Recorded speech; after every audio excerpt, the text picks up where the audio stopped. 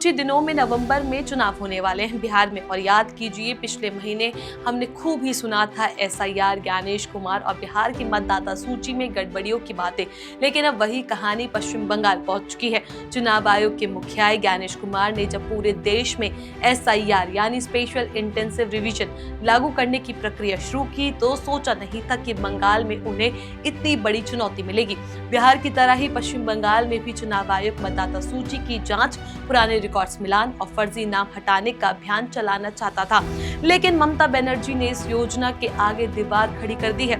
अब सवाल उठता है कि क्या बंगाल में ममता बनर्जी ने सचमुच मुख्य चुनाव आयुक्त के हाथ बांध दिए हैं और क्या बीजेपी ममता के इस कदम से डर गई है? नमस्कार, मैं हूं चेष्टा नागर और आप देख रहे हैं द हिंदी टॉप। दरअसल मुख्य चुनाव आयुक्त ज्ञानेश कुमार ने देश भर में एसआईआर लागू करने की बात कही थी, यानी हर राज्य में मतदाता सूची का गहन पुनरीक्षण होगा ताकि फर्जी मतदाताओं के नाम हटाए जा सके और मृत या दोहराए गए नामों की पहचान की जा सके। बिहार में ये प्रक्रिया पहले से ही शुरू हो चुकी है।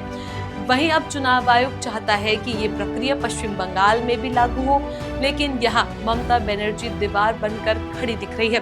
ममता ने साफ शब्दों में कहा कि एसआईआर असल में एनआरसी को पिछले दरवाजे से लागू करने की कोशिश है। उन्होंने आरोप लगाया कि बीजेपी और चुनाव आयोग मिलकर मतदाता सूची से टीएमसी समर्थकों के नाम हटाने की साजिश कर रहा है।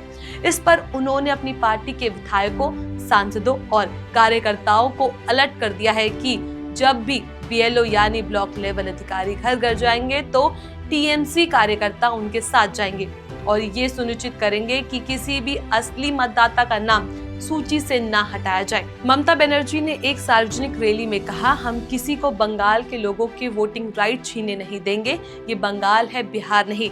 जब विपक्ष को नतीजे अपने हिसाब से नहीं मिलते, उनके इस बयान ने राज्य की राजनीति में तूफान ला दिया। चुनाव आयोग ने तुरंत कई अधिकारियों को नोटिस जारी किया जिन्होंने अब तक पोर्टल पर पंजीकरण नहीं कराया था। आयोग का कहना है कि अधिकारी जनप्रतिनिधि अधिनियम 1950 का उल्लंघन कर रहे हैं। लेकिन ममता की रणनीति साफ है। बिहार से सबक लेते हुए वे पहले ही मोर्चा खोलना चाहती है ताकि बीजेपी और आयोग को बंगाल में वैसा मौका ना मिले जैसा उन्हें बिहार में मिला था। वहीं बीजेपी इस पूरे मुद्दे को लेकर बैकफुट पर दिख रही है। बीजेपी के लिए बंगाल का रास्ता आसान नहीं है क्योंकि ममता बनर्जी का ग्राउंड नेटवर्क बेहद मजबूत है। उनके सांसद, विधायक और कार्यकर्ता गांव-गांव जाकर बीएलओ के साथ खड़े होंगे, लोगों को फॉर्म भरवाने में मदद करेंगे और ये सुनिश्चित करेंगे कि कोई भी नाम मिसिंग ना रहे। विशेषज्ञों का कहना है कि अब चुनाव आयोग के लिए बंगाल की स्थिति बेहद संवेदनशील हो गई है। एक तरफ आयोग अपनी प्रक्रिया लागू करना चाहता है तो दूसरी तरफ ममता बनर्जी से राजनीतिक साजिश बताकर विरोध कर रही है। ममता ने अपने नेताओं को ये भी कहा कि अगर किसी गांव में मतदाता सूची से नाम हटाने की कोशिश हुई तो तुरंत विरोध प्रदर्शन करें। दरअसल पश्चिम बंगाल में 2026 में विधानसभा चुनाव होने हैं। उससे पहले चुनाव आयोग चाहता है कि मतदाता सूची की पूरी सफाई हो जाए। लेकिन ममता बनर्जी को डर है कि इस बहाने लाखों मतदाताओं के नाम सूची से हटाए जा सकते हैं। वह इसे एनआरसी इन बंगाल बता रही है। तो कुल मिलाकर अब पश्चिम बंगाल में वही तस्वीर दिख रही है जो कुछ महीनों पहले बिहार में दिखती थी।